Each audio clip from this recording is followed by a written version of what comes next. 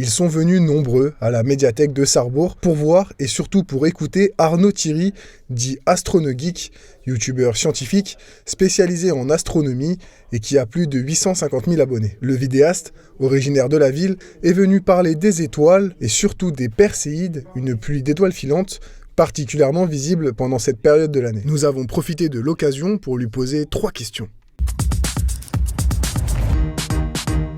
L'astronomie, c'est une science qui en regroupe plein d'autres. On va parler de chimie, on va parler de physique.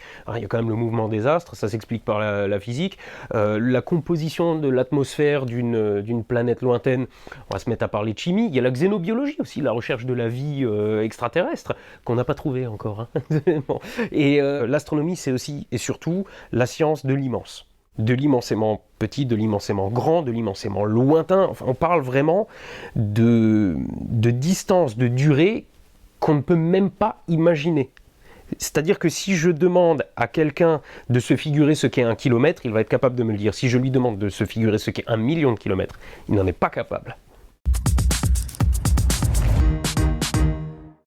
Ce qu'est une étoile filante, il faut d'abord savoir que physiquement, ce sont des poussières. Des poussières qui se promènent dans l'espace et il se trouve que la Terre, en août, passe dans un nuage de poussière qui a été laissé, il y a longtemps, par une comète qui est passée par là. Cet essaim, on le traverse en été.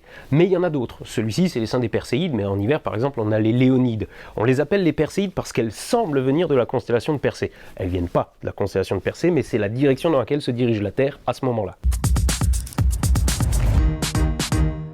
Essayez de vous figurer ce que ça fait de rouler en hiver, la nuit, dans une tempête de neige, en plein phare. Vous avez les flocons qui arrivent droit sur le pare-brise et vous avez l'impression d'être dans Star Wars avec les trucs qui défilent autour de vous.